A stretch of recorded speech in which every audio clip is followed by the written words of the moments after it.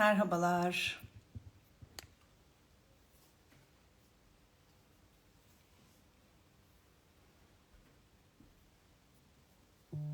Hoş geldiniz.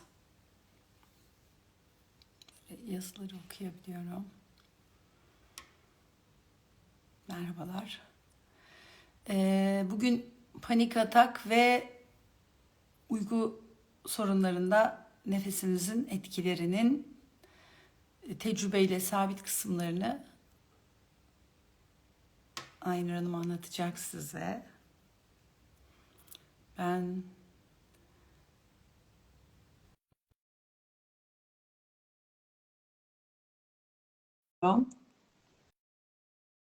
Aysun Hanımcığım, bizim Aysun Hanım'la tanışma hikayemiz de çok ilginç. Herkese Merhaba. merhaba.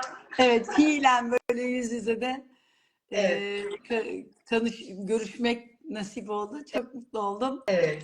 Öncelikle sesim her şey güzel düzgün değil mi hocam? Bir sıkıntı yok. Teşekkür ederim. Benim Her şeyden önce bugün geçirmiş olan tüm öğrencilerimiz de geçmiş olsun.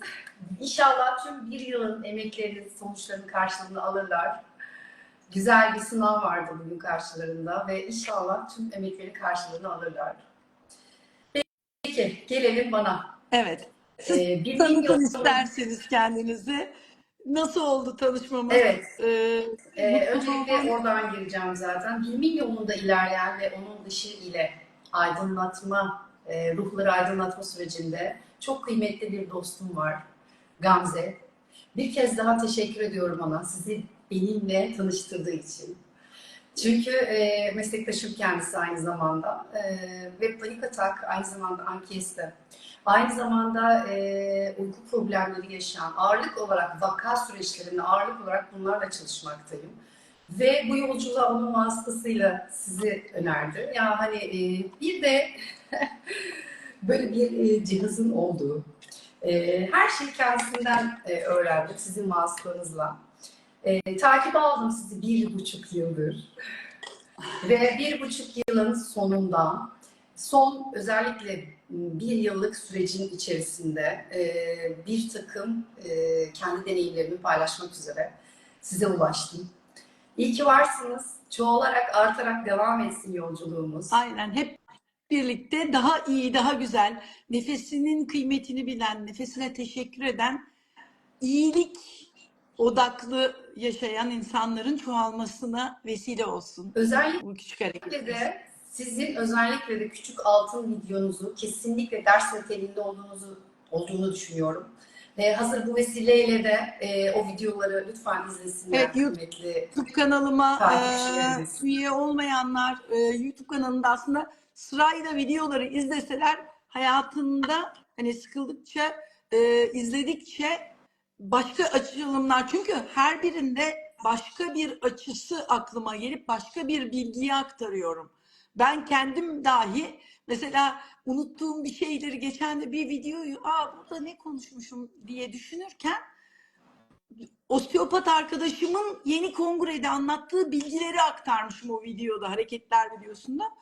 Doğru böyleydi diye kendim de hatırladım. Çünkü bizler hani kompütür değiliz, unutuyoruz temadiyen. Ve çok yoğun çalışan ekip olarak diyelim. Evet, evet, evet. Özellikle bu Bizler sınav daha öncesi dün çok gece bile fazla çalışıyoruz. öğrencilerim oldu. Evet, Ve bu öğrencilerin üzerinden gitmek istiyorum. evet. Bir takım gözlemlerim var.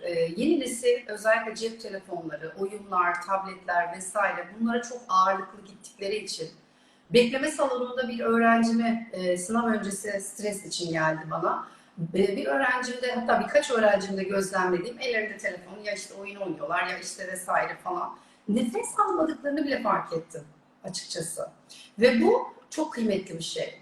Geldi odaya ve yine diyorum direkt gösterdiğimde bunu daha önce gördün mü dedim. Direkt seansa başlamadan önce. Böyle, hocam dedi ya işte amcam ameliyat olduğunda vermişlerdi. Ameliyat sonrasındaki bir bilgiyle bana geldi. Hayır, bu bir mucize dedim. Çünkü cidden ben bile kullanıyorum düzenli bir şekilde artık. Ve bizim terapilerimizle terapinin dışında aynı zamanda bu bizim şey gibi düşünün ya. Bir antibiyotik olsun terapiler. Daha iyi insanların anlaması adına şöyle ilerleyelim. Bir antibiyotik kullanıyoruz terapi.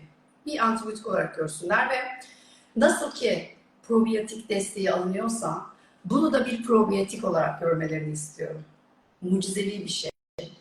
Yani terapilerin yanında çok büyük bir destek. Sadece panik atakta değil, uyku bozukluklarında değil, streste bile çok ciddi bir boyutta gözlemleyerek her şeyden önce şey gibi düşünün. Ben açıkçası birazcık terapi almanın gerçekten lüks olduğu dönemdeyiz. Ve biz bunu ne kadar azaltıp, ne kadar nokta atışı yaparsak kişiler o kadar fayda sağlar. Çünkü bu cihaz sayesinde ben terapilerimi özellikle panik atak kısmında çok ciddi boyutta düşürdüm. Dediğim gibi bu kolay bir çalışma değil. 3 günlük, 5 günlük bir çalışma değil. Ve ben bir yılın vermiş olduğu yetkiye dayanarak tekrar sizlere çok teşekkür ediyorum. Hatta danışanlarımdan o kadar dua alıyorsunuz ki. YouTube'da YouTube videolarınızı izleyenler, çünkü ben çok yoğun çalıştığım için bazı videolarınızı kaçırmış olabiliyorum. Katkı sağladınız. Onların hayatlarına öyle güzel dokundunuz ki iyi ki varsınız. En basitinden bir panik atak, örnek veriyorum. 12 seansta bitebilir. Bu kişisel, kişinin ruh haline göre çok değişiyor. Şu seansta bitirebiliriz diyemiyoruz veya 2 seansta veya 3 seansta. Ama şunu biliyorum ki şu çok büyük bir net. Bu cihaz sayesinde ben atıyorum 8 seansta, 4 seansta biz bitiriyoruz hocam bu kesinlikle terapileri. Altın vuruş niteliğinde yani. Çünkü kimyanın direkt bütün içerideki kolinerjik sistemin çalışmasının, nöroadrenalinin yarattığı sempatik hiperaktivasyonu dengeleri değiştiriyor. Hatta gözlerini kapayarak burundan nefese teşekkür olarak yaptıklarında bu kitapla görmenin de aslında gözlerin, korneanın gözümüzü açtığımızda on düğmesi, kapattığımızda off düğmesi olduğunu ve böylece o sempatik parasempatik akımında bir parça pit stoplar, böyle hani araçlar araba yarışında hemen girer, bakıma alınır, tekrar yarışa devam eder ya, adeta araba yarışındaki gibi hayat yarışında devam ediyoruz. Hele ki sınava giren çocuklarımız. Hal böyle olunca da beden dinlenmeyen insanlara panik atak yoluyla kalbini hızlı çarptırıyor, soluğunu daraltıyor. Zaten serçe parmağı kalınlığındaki nefes borusunun içindeki mukozanın daralması 1/2 daralması 16 kat akımın hızını ve gücünü, miktarını değiştiriyor. Borular kanunu, yani fizik kanunu olarak bunlar. Bir borunun akımı daralınca akım hızlanıyor ama miktar azalıyor gibi sistemsel, yani bir mekanik bir sistem var ve 300 milyon baloncuk emrimize amade. Biz sadece onlara doğru havalanmayı göndermekle görevliyiz. Bir de hocam burada çok kıymetli bir bilgi vermek daha, yani bir bilgi daha vermek istiyorum açıkçası.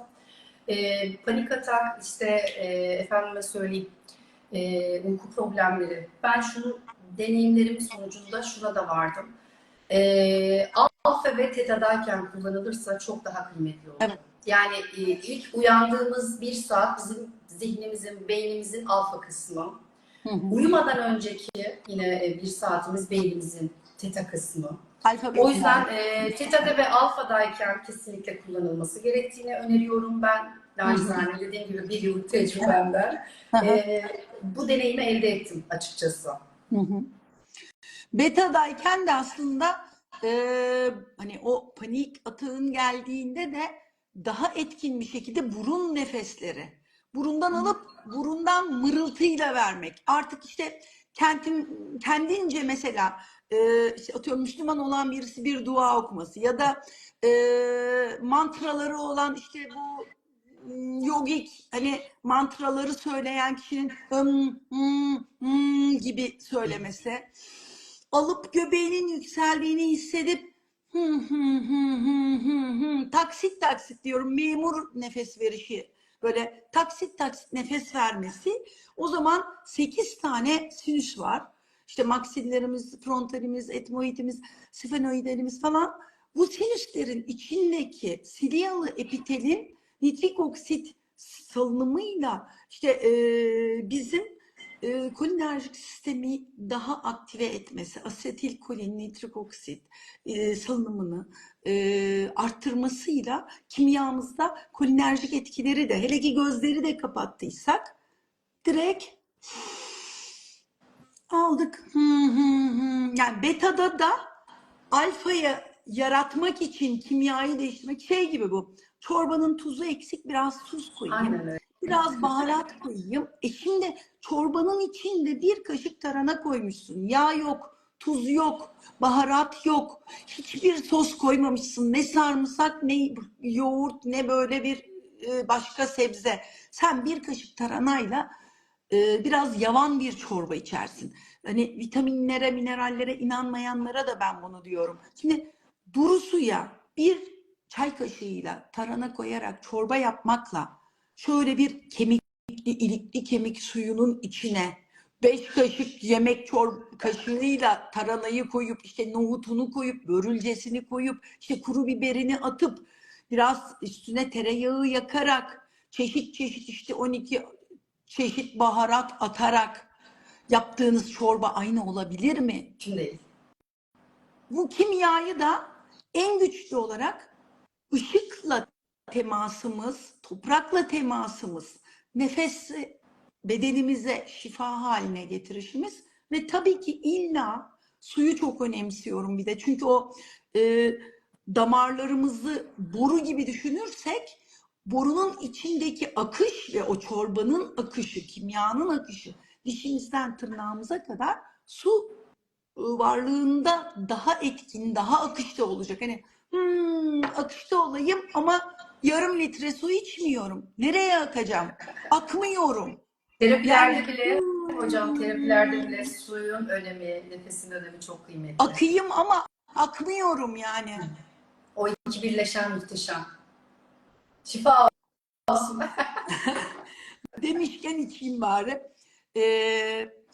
Uykuda, panik atakta ben de şöyle yaşadım. Aynı sizin yaşadığınız, nefesi almadan yaşamaya devam ettiğimizi.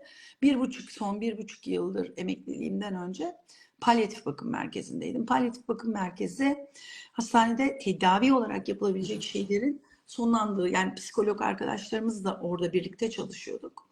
Çünkü hasta yakınlarının ve hastanın da kendi psikolojisi açısından panik atak yaşanıyor. Çünkü ölüm korkusu yaşanan bir birimde, hani her an ölüm koridorda, atıyorum bir odada yoksa bir odada, yani birkaç gün içerisinde, bazen bir gün içinde 2-3 kayıp verdiğimiz hastalarımız oluyor. Hal böyle olunca tabii ki panik yaratıyor. Ölüm panik yaratır.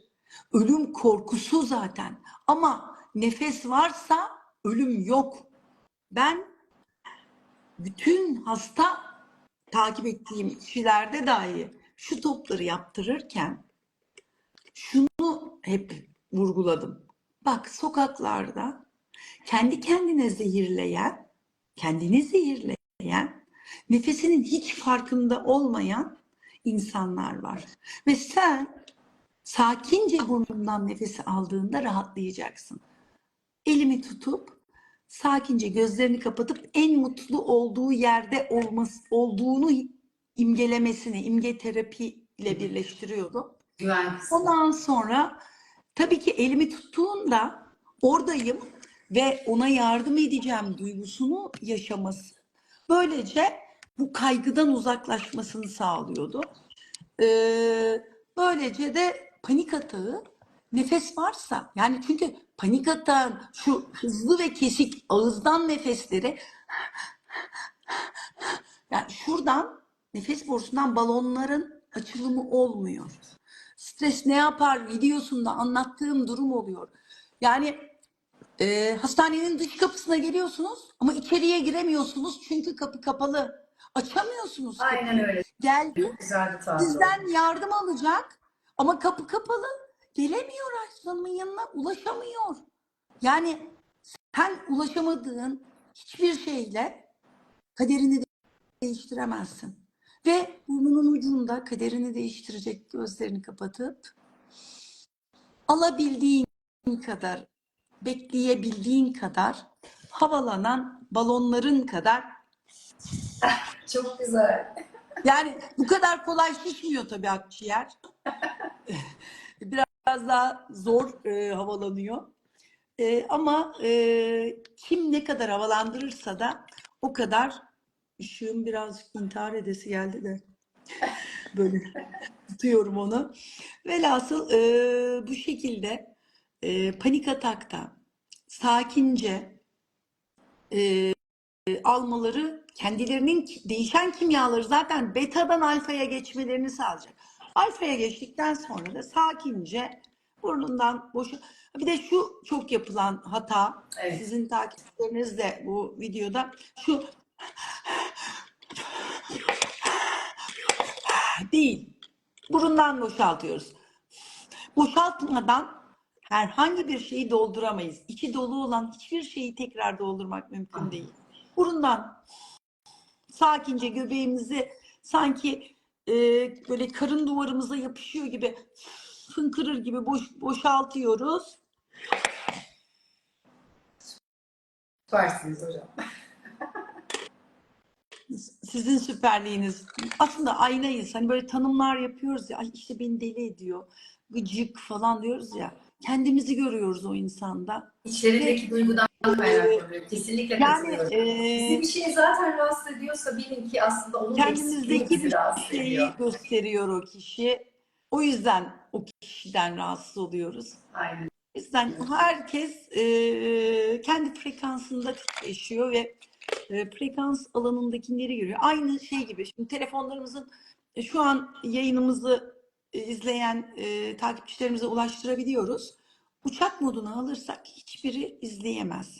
Ya da işte arayanlara kapattığımda aynı katman katman frekanslar halindeyiz ve frekansımızın tuttuklarıyla bir aradayız. Aslında mesela müzik dinliyoruz ya. Mesela dikkat edin, benim bazı sanatçıların hiç müziği çalmaz. Benim için kapımın önünde yatsa kadri kıymeti yoktur. O dinlemediğim sanatçıları. Zerre pul kadar değeri yoktur. Neden? Benim gönlümde öyle. Aslında gönlümüzdeki o değeri verdiğimiz kadar insanlar. Yani o Tarkan'ı seviyorum, söylüyorum, çalıyorum, seviyorum. Evet, benim için kıymetli. Ola ki yarın sevmekten vazgeçersem kadri kıymeti yok. Aysun rüyaya değer veriyor. Çok kıymetli görüyor. Allah razı olsun. Kendindeki değerden ötürü rüya kıymetli. Yoksa hepimiz bir kum tanesiyiz şu koca evrende ve yaptığımız iyilikler kadar bilmiyorum nereye gidiyoruz, nasıl oluyoruz. Ama sonra çeviriyorum, alfa dalgasına geçince burnumdan dolduruyorum. Gül koklar gibi kokladım, bekledim, balonlar yeterince oksijen, karbondioksit ve içinde salınan bir sürü molekülü, işte bu parasempatik sistemi aktive eden ve bizi beta beyin dalgasından alfa beyin dalgasına geçiren kimyasalları salgılayacak ve kanımıza verecek kadar miktara ulaştıktan sonra aldım, bekledim, üfledim. Üçüncüyü ben de kaldıramıyorum bu cihazla. Ama bir başka cihazda hikaye çektiğim bugünkü aynanın önündeki cihazda üçünü birden kaldırıyorum. Bazılarında üçünü birden çekerken bile kaldıramıyorum. Yıkanabilenler Aslında hocam var. evet hazır söz gelmişken şunu da soranlar oldu. Danışanlarıma hep öneriyorum. Ve aldıklarım ve hediye ettiklerim de var burada. Onlarda da aynı problem yaşandı. Hazır konu gelmişken fark ne aralarındaki mesela cihazlar? Şöyle cihazlar çok farklı.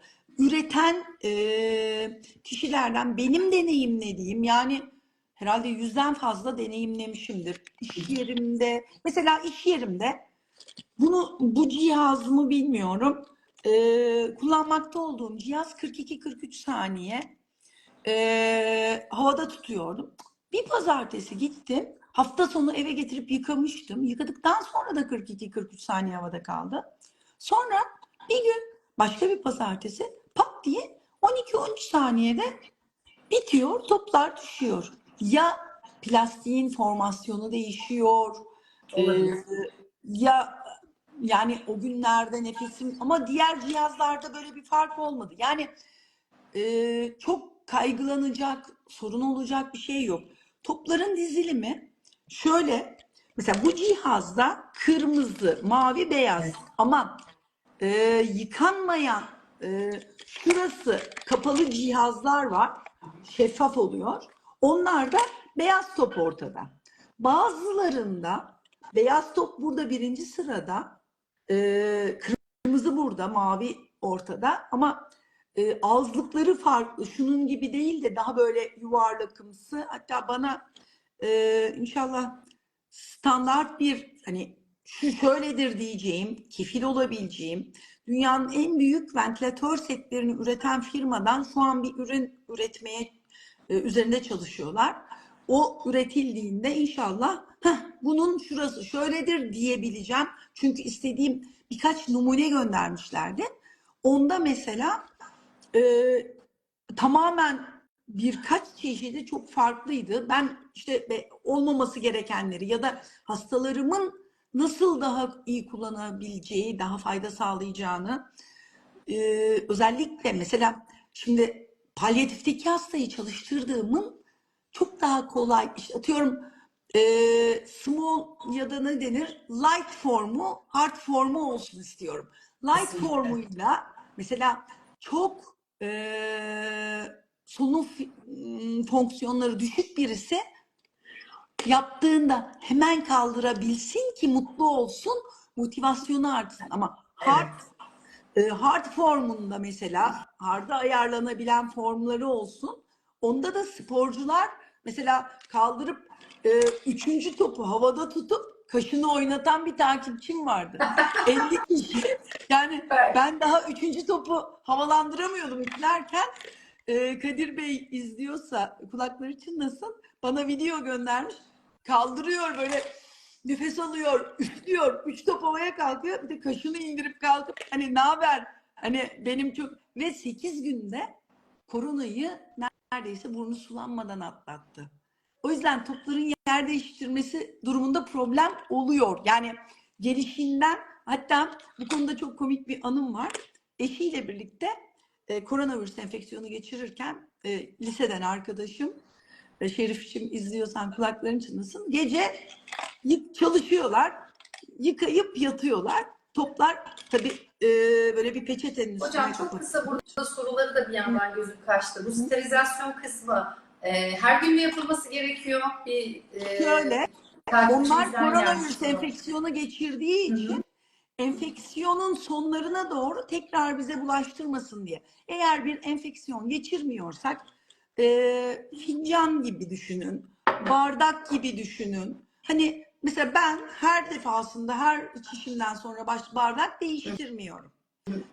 Bunları da haftalık, mesela atıyorum kirlettiysem, rujumla çok şeyse ağızlığını yıkıyorum. Çıkarıyorum, haftalık olarak, 15 günlük olarak yıkıyorum. Onun için ayrı bir video çekeceğim. Bütün bu Evet, benim sterilizasyon. DM'den gelen Evet, evet. sorularım da çok olmuş bu yönde. Aslında şöyle, sterilizasyon komitesiyle normal dezenfeksiyon ve sterilizasyon olarak belli ölçeklerde çamaşır suyu, işte dezenfektanla temizliği anlatmıştık, ama son dönemde organik yaşam adına sirke ve işte beyaz sirke ve karbonat temizliği, daha hijyenik, yani eşyalarımızın da mikrobiyomu olduğunu kabul ederek normal temizliği, eğer bir enfeksiyon geçirilmediyse beyaz sirke karbonatla yapılırsa yeterli olabilir. Ama bir enfeksiyon varsa ve mesela bronşiyektezi hastası ve bir patojen taşıma riski varsa, o zaman belli ölçekte sterilizasyon, kabınızın büyüklüğüne göre, işte onun şu an tam hatırlamıyorum miktarını. Yine videolarda şey yaparım, eski videonun birinde vardı. 5 litreye atıyorum. 3 cc, 5 cc çamaşır suyuyla temizleyip sonra durulayarak, eğer enfeksiyon varsa gerçek anlamda dezenfeksiyon sağlanıyor. Ama onun dışındaki beyaz sirke ya da karbonat tüm mikrobiyomları eradike etmiyor. Şeyi anlatıyorum, işte topları yıkamışlar, koymuşlar peçetenin üzerine, sabahta kırmızı, mavi, beyaz yerine beyazı hani cihazın geliş renkleri bu standarttaymış. Tabii yerlerini değiştirince şuradan şöyle bunu şöyle beyaz, kırmızı, mavi gibi yapınca çalışmaya çalışıyorlar. Bakın kalkmıyor. Kötüleştik, akciğerlerimiz ağırlaştı. Panikle beni aradılar. Ya biz hani gidip hastaneye akciğer filmi mi çektirelim? Dur ya dedim, görüntülü bir gösterin bakayım nasıl çalışıyorsunuz. Bir baktım topların yeri değişmiş. Dedim bu topları neden böyle koydunuz? Aa dedi, biz öyle mi koymuşuz? Kendini düşün. Yani şunu sadece değiştirmeyle hastalık döneminde şunun ilk kırmızı, mavi, beyaz olmamasıyla kaldıramıyorsunuz ve ne oldu falan diye. Bu şekilde Çok güzel bir noktaydı. az önce kaldıramıyordum. Ama şunu diyorum ben, her bunu yaptığınızda 350 dolar yerine 4450 dolar yatsa hesabınıza kaç kere yapardınız? Ama işte benim yapmama gerek yok.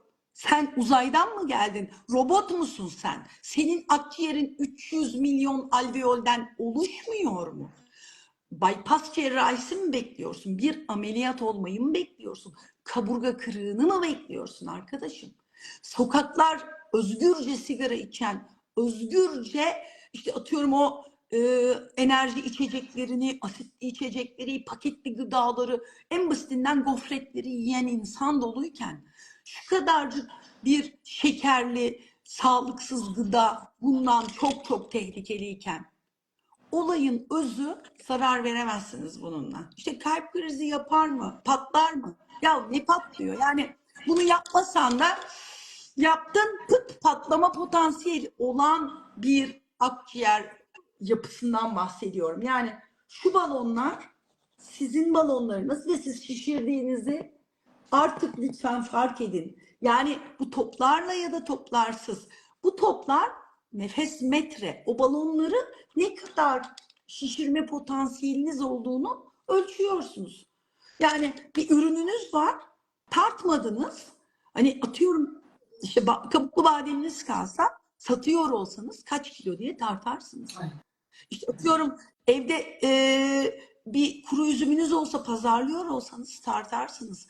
Ama size bakkalda 350 gram yerine 4450 gram bakkal çekirdek veriyor mu? Yaradan burnunuzun ucuna kadar getirmiş. Hastalarım mesela işte iyileşeceksiniz, onları yapacaksınız diyorum. İnşallah diyorlar. Hayır diyorum. Bakın olay şu kadar net. O ışığı siz yakacaksınız. Hiçbir doktor sizin yerinize akciğerlerinizi gelip havalandırmayacak. Hangi doktor sizin yerinize gelip su içecek? Sporu kim yapacak sizin yerinize? Kendiniz yapacaksınız. Vücudunuzdaki 1 santim kas dokusu, miyokinler dediğimiz en bilineni irisin, çok özel salgılar salgılayıp şeker, tansiyon, kalp hastalığı, her şeye iyi gelen salgılar salgılıyor. 1 santimlik yağ dokusu karnınızdaki size saldıran düşman. Adipositokin denilen bağışıklığınızı bozucu, sizde otoimmün hastalık yapıcı, Hashimoto yapıcı, depresyon yapıcı, dokularınızda işte skleroderma yapıcı, romatizma yapıcı, her şeyi salgılama gücü var yağ dokunuzun. Ve şunu yaptığınızda karbon atomu üzerinden o yağ dokusundan birazını glikoneogenez denilen yeniden glikoz yapılması, yağdan glikoz yapılması şeklinde yakmaya başlıyorsunuz. Onunla ilgili de video var. Yani bireysel magnezyumlarınızı buradan düzenleyemem. Çinkolarınızı düzenleyemem. B12'lerinizi düzenleyemem. Ama illaki ne olur hepiniz, bakın 147 kişiyiz. Hepiniz D vitaminlerinizi yılda en az bir kez ölçtürün ve 70'in üzerine çıkarmak için doktorunuzdan yardım isteyin. B12'leriniz, işte atıyorum her ölçülen yerde 200 ila 900 olan var. 100 ila 700 ölçen referans aralıkları var. O yüzden referans aralığının üst sınırına yakın olsun. Böbrek küçülmesine trifilo çözüm olabilir mi? Deneyin. Her nefese para vermiyorsunuz. Böbreklerinizi tutup nefesinize teşekkür ederek konuşun böbreklerinizle. Vücudunuzdaki her nokta sizi duyuyor. Sadece kulaklarınız değil. Biz işitmeyi sinir ağımızla yaparız. Ve sizin her yanınız, bedeninizdeki her nokta sinir ağıyla kaplı ve duyuyor. O sinirsel ileti gidiyor. Böbrek bölgelerinize koyun ellerinize, şöyle ellerinizi arkadan koyun. Seni seviyorum böbreğim. Özür dilerim. Bu vakte kadar sana hiç teşekkür etmedim.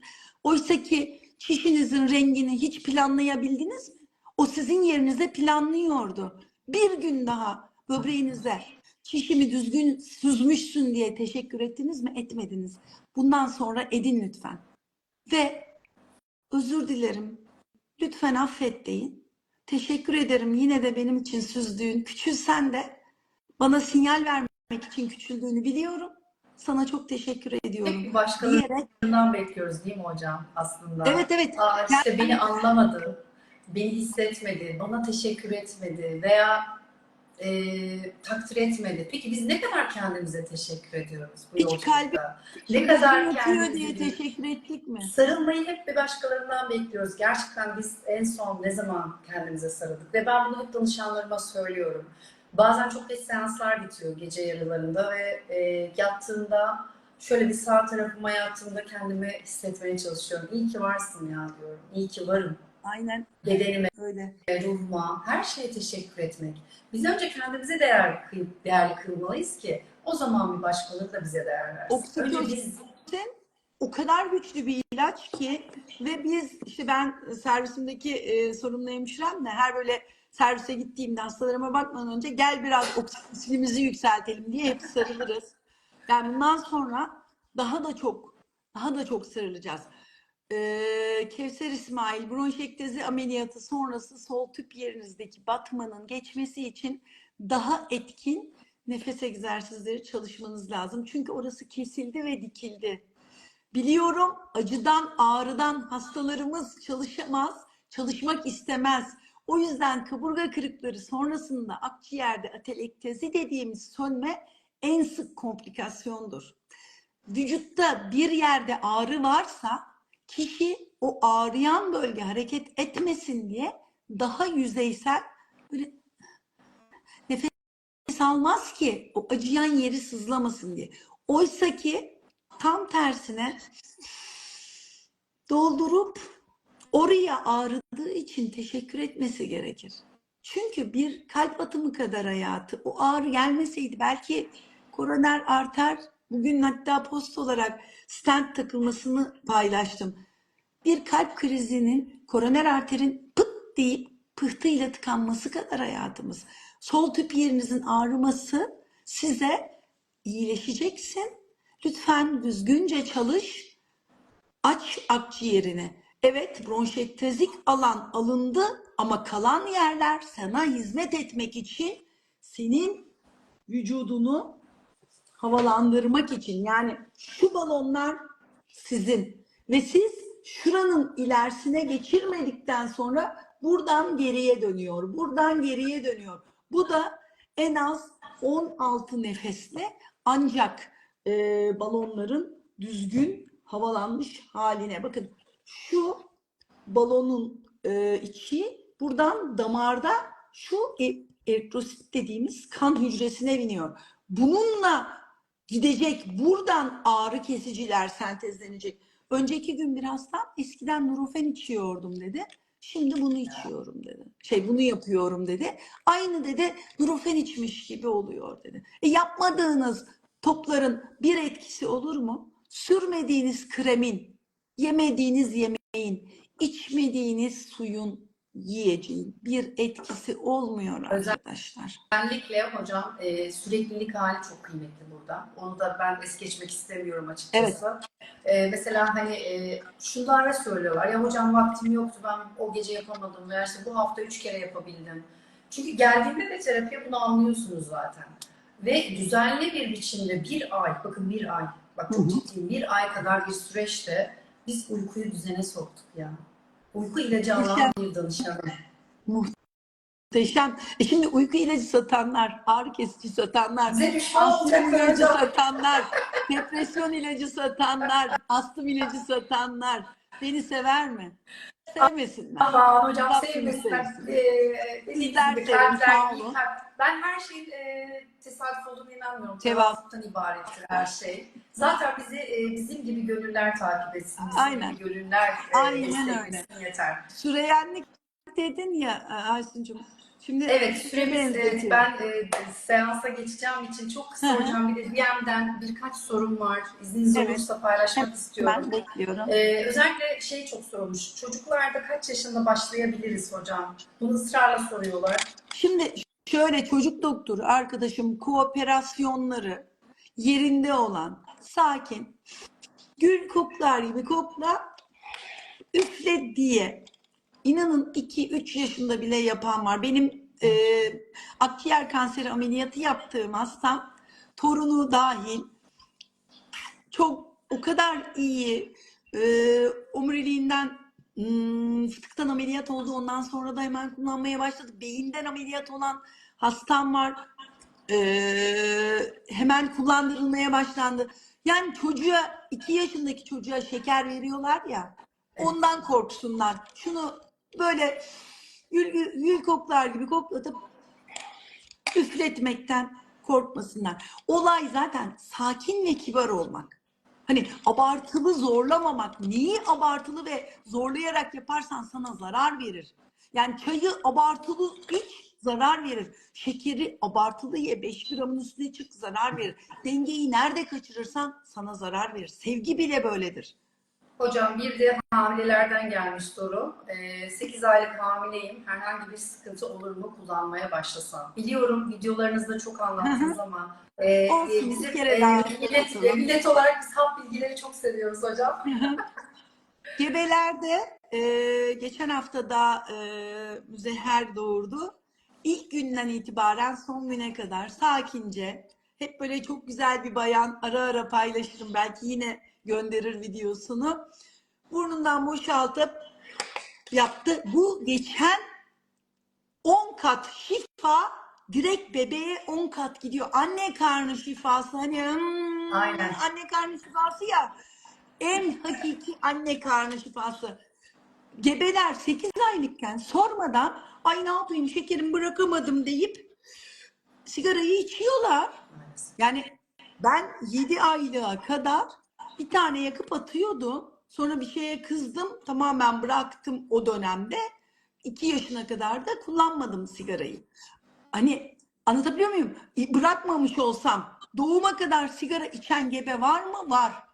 Bununla korkmuyorsa bununla çok fayda sağlayacağından adı gibi emin olsun. Olay buradaki her zaman dediğim sakin, kibar. Sakin, kibar gebeyi burnumdan boşalttım. Çocuğa göndereceğim oksijenizasyon ve sadece oksijen değil, olayı akciğerler değil, kana geçen kolinerjik tüm parasempatik sistemi aktive eden nervus vagusu, nervus trigeminus'u düzenli ve verimli çalıştıran salgılar. Bunları arttırıyor ve gebeler, eğer yeni gelen neslin kendini zehirlemeyen şifada nesiller olması için, beyinlerinin daha iyi çalışması için, tüm organlarının daha verimli, sağlıklı olması için lütfen yapsınlar.